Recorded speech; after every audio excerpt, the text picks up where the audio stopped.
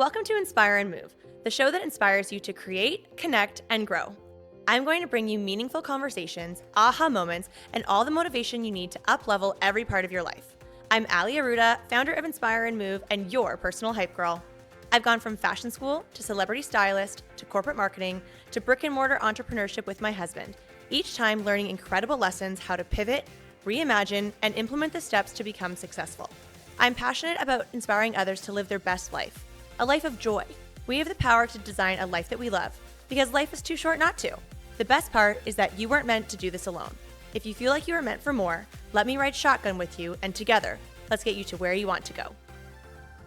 Hey everyone, welcome back to the Inspire and Move podcast. I'm your host, Ali Aruda, and today's episode is a little bit different. It is actually an episode that is featuring an Instagram reel that I recently posted on my Ali Aruda Instagram page that was actually a repurposed IGTV, remember those, from a few summers ago. And I wanted to do this little recording here for you now to provide context before we roll the audio from this original interview. This interview was with my beloved dad. And if you follow me on Instagram, you'll know that earlier this month, we had the 4-year anniversary of my dad's passing. And my dad's passing has to have been one of the most, well, definitely life-changing, but it is very transformative and something that has been a big part of my story. The first part of my story that was a life-changing moment for me was when my brother Garrett passed away. I was 18 years old. I was just getting ready to move from Winnipeg, Manitoba to Toronto, Ontario to start my career as a university student, and then all the chapters that came after that. And losing your brother at the age of 18 is definitely not something that you think is in your cards. But that was first where I experienced grief and loss, and it absolutely changed my life. And then here we are all these years later, specifically 4 years ago when I lost my dad. And I always knew I had this moment, I had this rock bottom moment where I was going to choose to either stay at rock bottom or I was going to take all of the love that I got to experience with my dad and pour that into building this big, beautiful life and living a life that I am so blessed to have and I want to live in its most full potential. And I say all of this because this interview with my dad, we recorded it when we had a little celebration for what would have been my brother Garrett's 50th birthday. And what is crazy is when Garrett would have been 50, it happened to be that I was at the same age. I was 34 at the time, and it kind of hit me a little bit differently, even though it had been years without my brother, but just kind of experiencing life in my 20s and my 30s, and I was getting to experience life that he never got to. And so it's so interesting at that point in time, it really changed me in a different way. So we had a little family birthday to honor what would have been his 50th birthday. We do love to celebrate a heavenly birthday in our family. It's something I've really grown to actually be quite good at and also love and appreciate. I think there's something really magical about continuing to celebrate that person that you've loved and that you've lost. And this interview is really powerful, and more so now because I watch it with a completely different lens, that I'm watching this conversation with my dad, or in this case, you will listen to it. And he says some really profound things about experiencing loss, that, when you're a parent, the circle of life does not go in which you are going to bury your child. It's supposed to go in a very naturally and progressive way. So there was an experience on one hand from my dad, and then of course I experienced it in a different way, losing a sibling. But he said something really, really profound when it comes to grieving and letting the soul rest. So I hope you enjoy. Again, I know this is a heavier topic, but it's something I'm really passionate about. And it's something that I have experienced many times. For someone that's 39 years old, I've experienced quite a lot of loss and grief, but I have intentionally chosen to use it as a strength in the best way I can. And I'm really passionate about sharing that with all of you through my social media content and here through the podcast. So I'm sending you so much love as you listen to this. It's a short episode, but I think, again, really, really profound and really powerful. So as I said, sending you so much love, and I hope you enjoy. Hi guys, thank you so much for joining me for another IGTV. I am so excited for today's special guest that I have joining me. Today is actually the day that we are recording this. Today would have been my brother's 50th birthday.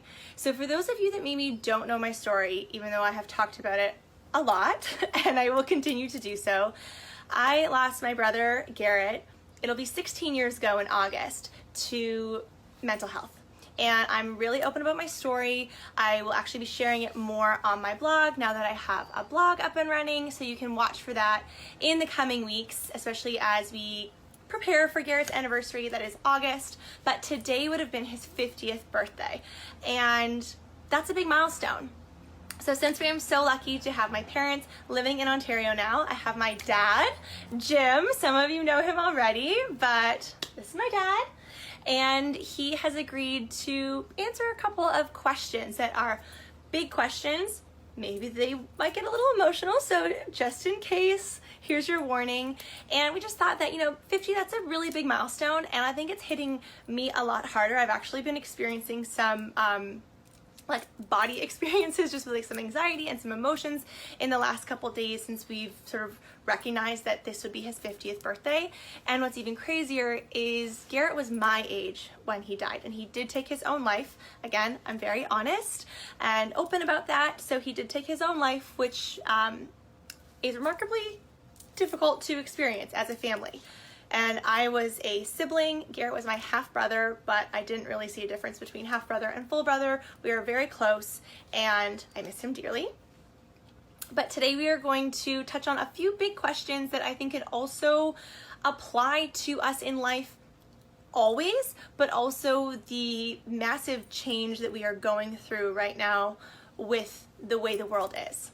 So, Dad, you ready? Ready. Okay. So the first question is a bit more specific to Garrett. What did you learn from Garrett? Well, what I learned from Garrett was I don't really think too much about what I was like as a little boy, teenager, young man, but I learned from Garrett all those stages through his life. He was a wonderful young boy right from the time he was very small. He had an excellent nature, even though he had an older sister, which made it a lot more difficult. But he grew, he was a good athlete, he was friendly, he had lots of friends, and he was respected, and he respected others.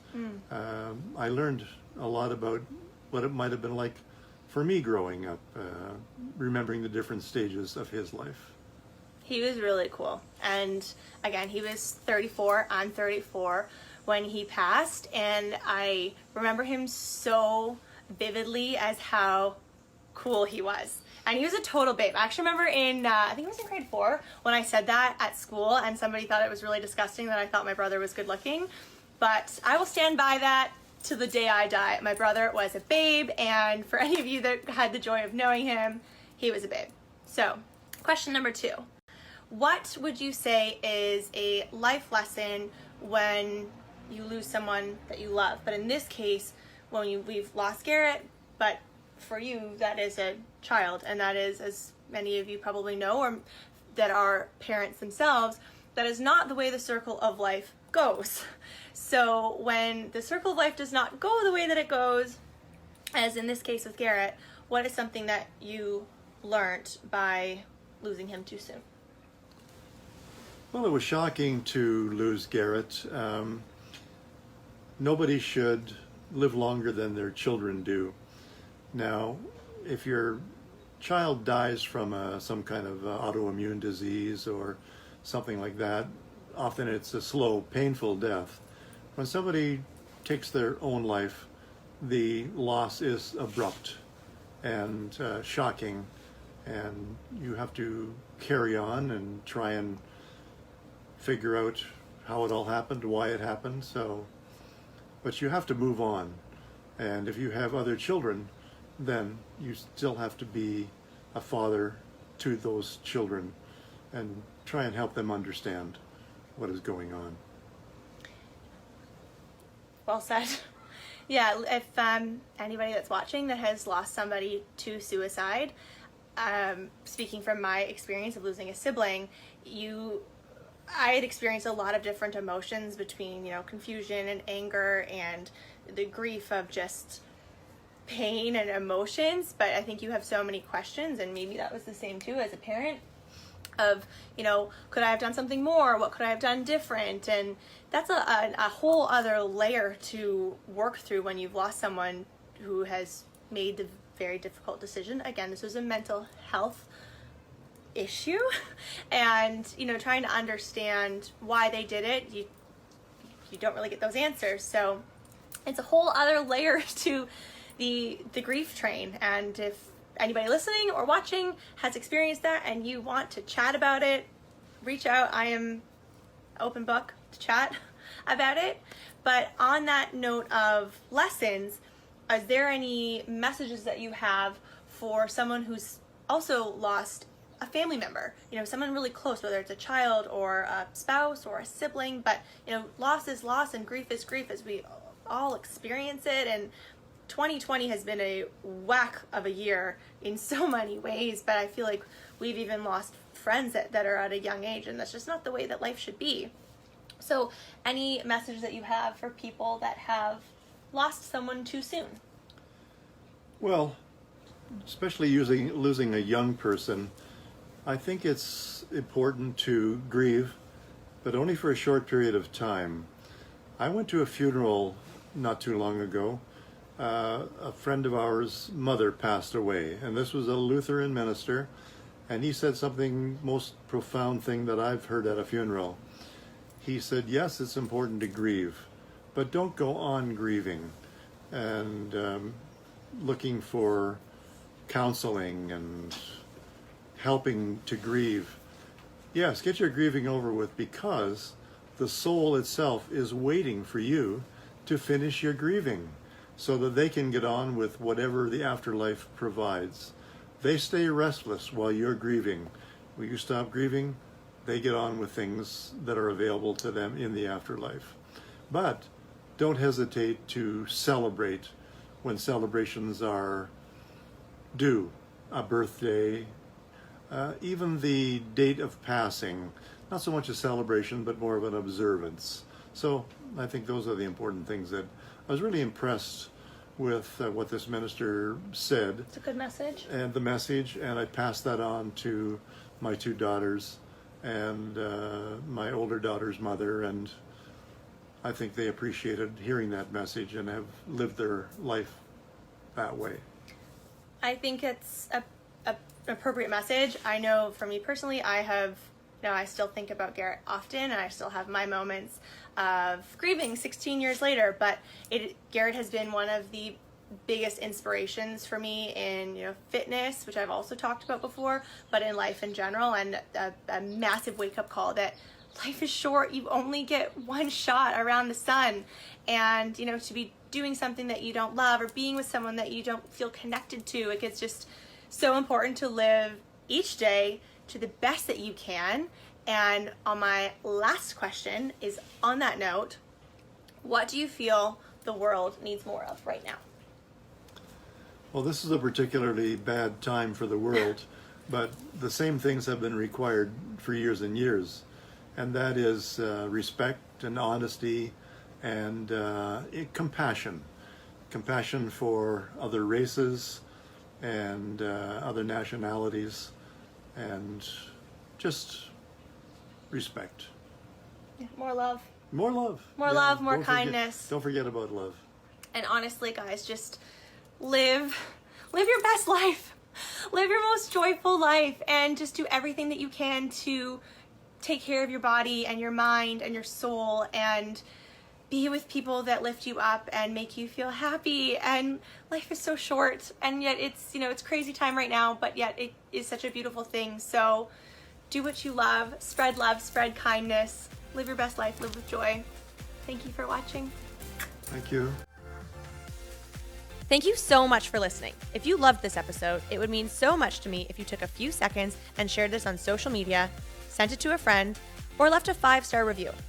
There is power in community, and I'm so grateful to have you part of mine.